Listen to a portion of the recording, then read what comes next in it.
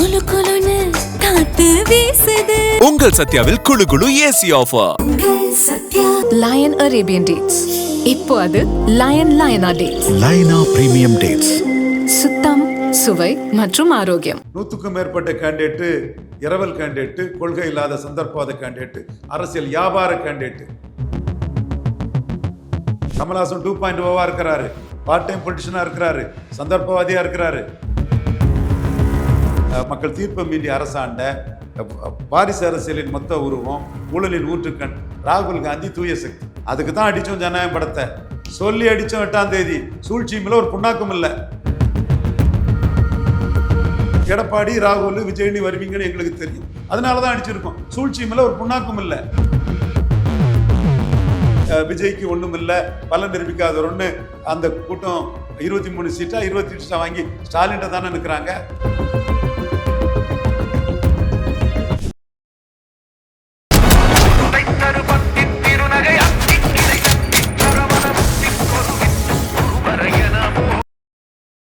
Sir, நம்ம விஜய் கட்சி ஆரம்பிச்சதுலேருந்து நம்ம நேர்காணல் பண்ணிட்டு இருக்கோம், நம்ம பேசிகிட்டு இருக்கோம். நீங்கள் தொடர்ந்து என்கிட்ட சொன்ன விஷயம்தான், 234 தொகுதியிலும் போடட்டும்பா, நம்ம அப்புறம் பேசுவோம், கேண்டிடேட் இருக்கா அப்படின்னு நம்ம தொடர்ந்து நம்ம எடுக்க நேர்காணல் நம்ம நிறைய சொல்லியிருக்கோம், பேசியிருக்கோம். இப்போ 234 போட்டிருக்காரு. உங்களுடைய கருத்தை பதிவு பண்ணுங்கள் சார். இதை தவிர அவரை சொல்லி சரியான விஷயங்களெல்லாம் சொல்லு. அவரை பற்றி நான் சொல்லி சரியான விஷயங்களெல்லாம் சொல்லு. இதுக்கு நான் பதில் சொல்கிறேன், சொல்லுப்பா. என்னென்ன விஷயம் சார்? களத்துக்கு வரலங்கிறது கருத்து இருக்கா? பலன் நிரூபிக்காத விஜய் கூட யாரும் கூட்டணிக்கு வரமாட்டாங்கன்னு சொன்னா இல்லையா? அன்டெஸ்டட் நாட் ப்ரூவ்டுன்னு சொன்னா இல்லையா? பலன் நிரூபிக்காத ஒருத்தர் கூட என்ன பலம்னு வச்சு கூட்டணி வைக்க முடியும் சொன்னா இல்லையா? சொன்னா இல்லையாப்பா? எஸ், ஆமாம். நடந்திருக்கா? பார்ட் டைம் பொலிட்டிஷனாக நிற்கிறாருன்னு சொன்னா இல்லையா? விக்ரவாண்டி ஈரோடு கிழக்குலையும் கண்டஸ்ட் பண்ணாமல் பார்ட் டைம் பொலிட்டிஷனாக தானே இருந்தார். லெட்டர் பேடாக இருந்திருக்காருன்னு சொன்னா இல்லையா? கட்சி ஆரம்பிச்சுட்டு 39 கேண்டிடேட் போடாமல் லெட்டர் பேடாக தானே இருந்தார். கடைபிடித்தேன் கொள்வார் இல்லைன்னு யாரும் கூட்டணிக்கு வரமாட்டாங்கன்னு சொன்னேன். யாரும் கூட்டணிக்கு வந்தாங்களா? வந்திருக்காங்க. முஸ்தபா பாய் வந்திருக்கிறாரு, KM ஷெரீப் வந்திருக்காரு, சமூக நீதிக்காக முஸ்லீம் ப்ளஸ் தலித் அந்த சகோதரர் KM ஷெரீப் வந்திருக்கிறாரு. ஜெகநாத் மிஸ்ரா 24 மணி தெலுங்கு செட்டியார் வந்திருக்காரு. இந்த 3 வரையும் ஏன் தாவேக்கா கேண்டிடேட்னு சொல்கிறாரு? இவங்க 3 தாவேக்காவா? தனித்தனி கட்சி தான் அவங்க. ஏன் ஏமாத்துறாரு? மோசடி தானே. சரி, 234 போட்டதை நான் ஒத்துக்கிறேன், சாதனைன்னு சொல்கிறேன். நான் எதை வச்சு சொன்னேன்னா, அவர் பிறந்தநாள் கள்ளக்குறிச்சி சாராய சாவ மையமாக வச்சு நடத்தாமல் இருந்தார். அடுத்த ஒரு வருஷம் அவர் நடத்தும் போது 35 இடத்துல தான் அவருக்கு 50,000 ரூபா செலவழித்து அன்னதானங்கள் நடந்தது. அப்போ அதுதான் பொசிஷன். இப்போ காரைக்குடியில் கூட விஜய்க்கு ஒன்றும் இல்லை, இந்த இவருக்கு தாத்தா செல்லத்துறை தேவர் செல்வாக்கானவருங்கிறாங்க உண்மையிலே. அப்போ அந்த மாதிரி ஒரு 35 கேண்டிடேட் தான் வெயிட் கேண்டிடேட்டு. அதில் ஒரு 50-60க்கு போட்டேன். 100க்கு மேற்பட்ட கேண்டிடேட்ஸ் மாற்று கட்சியிலேருந்து போட்டிருக்காரா இல்லையா? அப்போ நான் போட்டுவிட மாட்டாருங்கிறத சேலஞ்சாக எடுத்து தானே பண்ணியிருக்கிறார். RS முருகன் பெரிய கான்ட்ராக்டர், அதிமுக காரர், அவர் நெல்லையில் கேண்டிடேட்டு. ரெட்டியார்பட்டி நாராயணன் முன்னாள் MLA அதிமுக, அவர் நாங்குநேரில் கேண்டிடேட்டு. செங்கோட்டையன் எடப்பாடியால் நீக்கப்பட்டவர், கோபிச்செட்டிப்பாளையத்தில் கேண்டிடேட்டு, அவருக்கு ஆதரவாளர்கள் கேண்டிடேட்டு. ஜேசிடி பிரபாகர் நீக்கப்பட்ட ஒரு கேண்டிடேட்டு. அதே வேளையில் தூசு மோகன் நீக்கிறதுக்கு முன்னாடியே வந்துட்டார். லோகேஷ் இவருக்கு சபாநாயகருக்கு மகன், அவர் நீக்கிறதுக்கு முன்னாடியே வந்துட்டார். அதுக்கு நான் கிரெடிட் கொடுக்குறேன். 100க்கும் மேற்பட்ட கேண்டிடேட்டு இரவல் கேண்டிடேட்டு, கொள்கை இல்லாத சந்தர்ப்பவாத கேண்டிடேட்டு, அரசியல் வியாபார கேண்டிடேட்டு. இல்லை, திமுக இப்படி தானே இருக்காங்க. மாற்று கட்சியிலேருந்து வந்தவங்களுக்கு அமைச்சர் பதவியே இருக்குல்ல. 100க்கு மேலேயா கொடுப்பாங்க? அவங்க டிக்கெட்டு கேண்டிடேட் போட முடியாமலாம் இருக்காங்க. திமுக போட முடியாதவங்களா இல்லை. கலைஞர் 77 233 கேண்டிடேட் போட்டுட்டாரு. குமரி கோமதகம் பொன்னப்ப நாடார் மகன் விஜயராகவனுக்கு கிள்ளியூரில் ஆதரவுன்னாரு. 234 போட்டார் இல்லையா?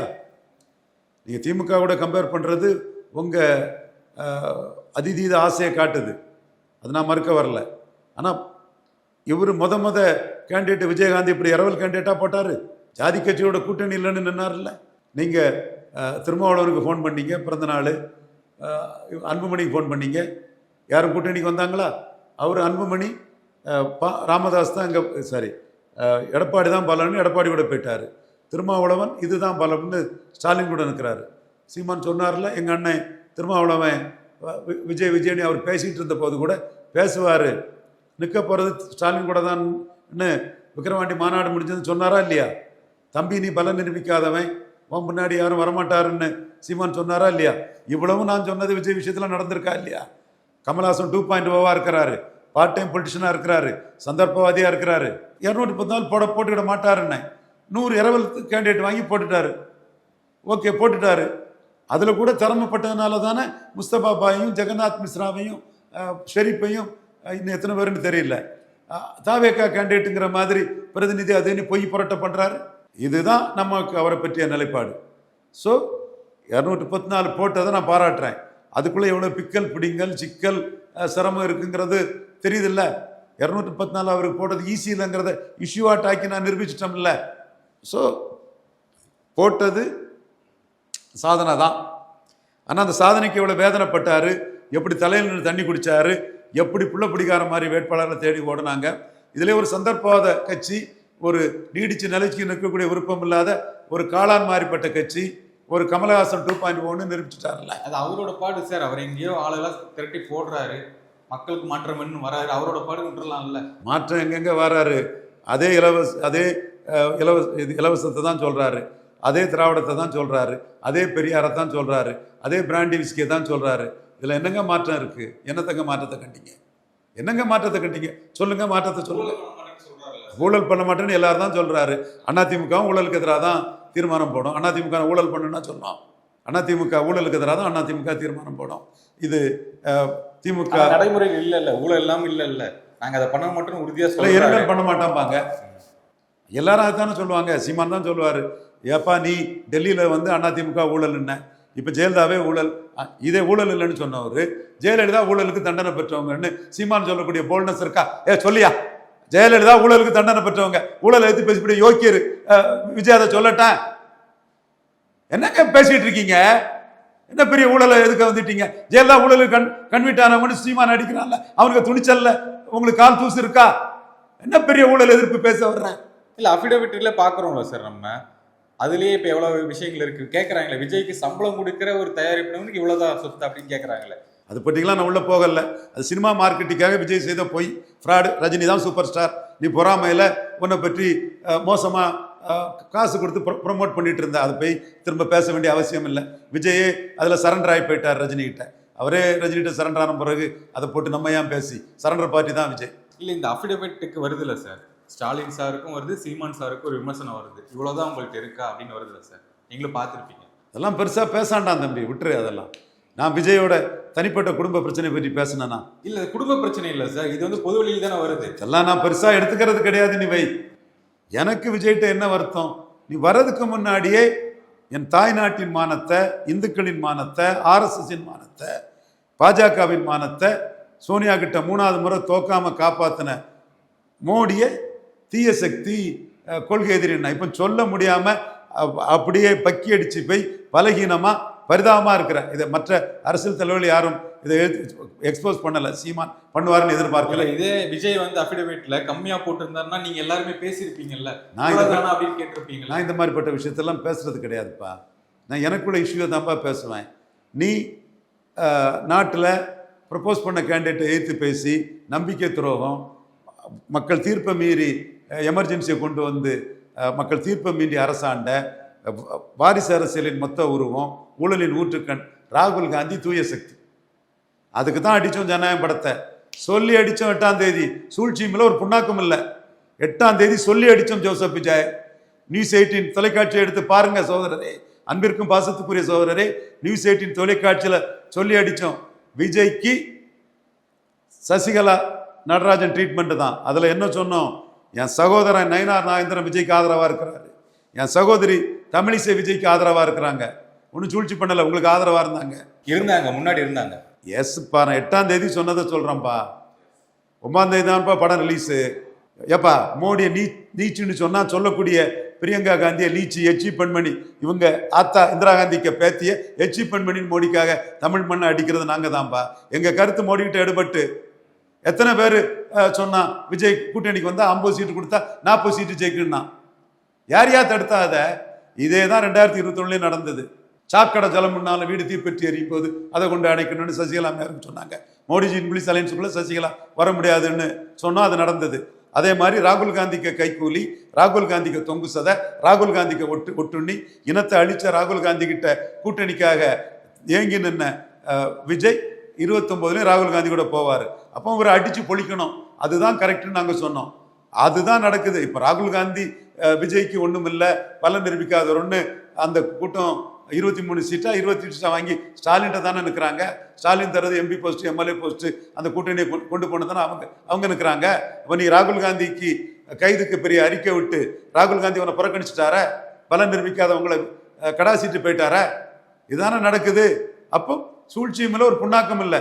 நீங்க பண்ணது தப்பு. சீமான் மாதிரி அரசியல் பண்ணணும். ஏபிசிடி எதிர்ப்பு, ADMK, BJP, C Congress, DMK 4 வரையும் எதுக்குன்னு சொல்லி அடிச்சு எதுக்குறாரு. நீங்க என்ன எடப்பாடி சீட்டு தருவாருன்னு கொடநாடு கொலையை பற்றி பேசல. இப்பவும் பிஜேபி வந்து திமுக அண்ணா திமுக ஊழல்னு சொன்னா எடப்பாடி ஊழல்னு உடனே சீமான் சொல்றாரு. நீ அன்னைக்கு எடப்பாடி ஊழல்னு சொல்லிட்டு இன்னைக்கு என்ன ஜெயலலிதாவே ஊழலுக்கு கன்வீட் ஆனாருங்கிறார. எப்பா, ஊழலுக்கு மேல உனக்கு உண்மையான அக்கறை இருக்குன்னா மைக்கேல் குன்கா மிக நேர்மையான ஜட்ஜி. இந்திய மண்ணில் எஸ்என் சின்ஹா இந்திரா காந்திக்கு அராஜக அபகரிப்பை அடிச்சு தூக்குனவர் எஸ்என் சின்ஹா. அவர் ஒரு இந்து கயஸ்தா. இவர் மைக்கேல் குன்கா ஒரு கிறிஸ்டியன், நேர்மையான கிறிஸ்டியனை நான் பாராட்டுறேன். ஜோசப் விஜய் நேர்மையான கிறிஸ்தவன் நான் பாராட்டுறேன். ஜெயலலிதாட்ட அடிச்சாரு, கேரவன் வாட் யுவர் அன் அக்யூஸ்ட் அடிச்சாரா இல்லையா, கன்விட் பண்ணாரா இல்லையா? இந்த நாட்டில் நீதி நியாயம் நேர்மை எவனுக்கு நிற்கும், எந்த ஜாதிக்காரனுக்கும் கரெக்டாக நிற்கும். லல்லுக்கு ஒரு நீதி, சௌதாலாவுக்கு ஒரு நீதி, ஜெயலலிதாவுக்கு ஒரு நீதி இல்லை. ஜெயலலிதாவை கன்விட் பண்ணி ஊழலின் ஊற்றுக்கண் ஜெயலலிதாவை கன்விட் பண்ணாரா இல்லையா? அதைத்தானே சீமான் ஜெயலலிதா ஊழலில் கன்விட் ஆனாருந்தாங்க. அதை சொல்லதுக்கு உனக்கு தெம்பு இல்லை, திராணி இல்லை, வக்கு இல்லை. நீ என்ன பெரிய ஊழல் எதுக்குற? என்ன நாடகம் போடுற? என்ன ரெட்ட வேஷம் போடுற? நீ ஜெயலலிதா வச்சு 4 ஓட்டு கிடைக்காதா? ஜெயலலிதா வச்சு ஜெயலலிதா பக்தன் 4 பேர், லோகேஷ், ஜேசிடி பிரபாகரன், இவங்களை வச்சு கேண்டிடேட் போட முடியாதான்னு நினைக்கிறேன். சீமான் தான் ஜெயலலிதா ஊழல் இதை கரெக்டா சொல்றாரு. இதை சொல்லதுக்கு முதுகெலும்பு இல்லாத நீங்க என்ன ஊழல் எதுக்குறீங்க? 2 தொகுதியில் நிற்கிறேன்னு சொல்லியிருக்காரு.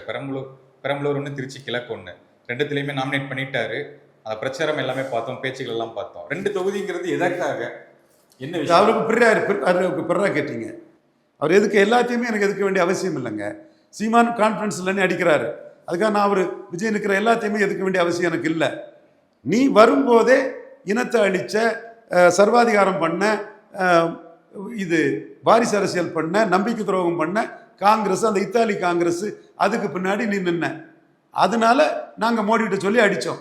இன்னும் சூழ்ச்சியும் இல்லை, ஒன்றும் இல்லை, சொல்லி தானப்பா அடித்தோம். சிங்கம் மறைஞ்சது சண்டை போடாதுப்பா, நரி நேருக்கு நேர் சண்டை போடாதுப்பா. அதை யாரும் பார்த்துருக்க முடியாது.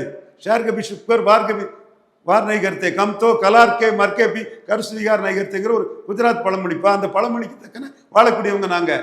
நீ ராகுல் காந்திக்கு ஆளுங்கனால உன்னை அடிப்போன்னு சொல்லி தான் 8ஆம் தேதி சொல்லி தான் பிஎம்ஓ மூலம் உன்னை அடிச்சிருக்கு.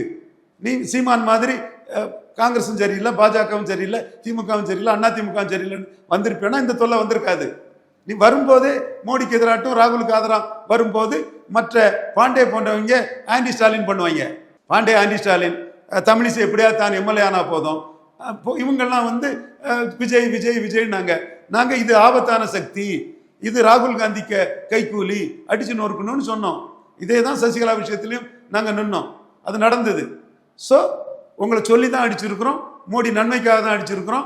29 மோடிக்கு எதிராக நீங்கள் எடப்பாடி, ராகுல், விஜய்னு வருவீங்கன்னு எங்களுக்கு தெரியும். அதனால தான் அடிச்சிருக்கோம். சூழ்ச்சியும் இல்லை, ஒரு புண்ணாக்கும் இல்லை. எத்தனை பாஜகக்காரன் உங்களுக்கு ஆதரவாக இருந்தான்? செந்தில் பாலாஜிக்கு எதிராக அண்ணாமலை கூட ஆரம்பத்தில் ஆதரவாக இருந்தார். அதுக்கப்புறம் தான் அண்ணாமலை வந்து இதை புரிஞ்சுக்கிட்டாரு. மற்ற பாஜக காரன்லாம் அண்ணாமலைக்கு எதிராக விஜயை தூக்குறானுங்கிறத புரிஞ்சுக்கிட்டாரு. அதுக்கப்புறம் தான் அவர் அலர்ட் ஆகி சீமானுக்கு எதிராக கேள்வி கேட்கும்போது நான் என்ன விஜய்க்கு கோப்பாச்சையா, சீமான் அண்ணாமலைக்கு பிடிக்கும் கொஞ்சம் இது, அந்த இதுக்குள்ளே உடனே அடித்தார். என்ன நீங்கள் என்ன மாதிரிலாம் எழுதுனீங்க, என்ன மாதிரியெல்லாம் பண்ணினீங்க? பட் பிஎம்ஓ உங்களுக்கு ராகுல் காந்தி காலன்னு எங்கள் கருத்தை ஏற்றுக்கிட்டாங்க. நாங்கள் மீண்டும் மீண்டும் இதை காலர் தூக்கிட்டு சொல்கிறோம்னா 8ஆம் தேதியை பதிவு பண்ணியிருக்கோம். சூழ்ச்சியும் கிடையாது, ஒன்றும் கிடையாது. நீ ராகுல் காந்திக்கு ஆள், மோடிக்கு எதிரானவன். இந்த நாட்டின் மானத்தை காப்பாற்றின மோடி தீய சக்தி, அடிக்காமல் என்ன செய்வாங்க? நேர்காணல் மிக்க நன்றி. வணக்கம் சார். நன்றி.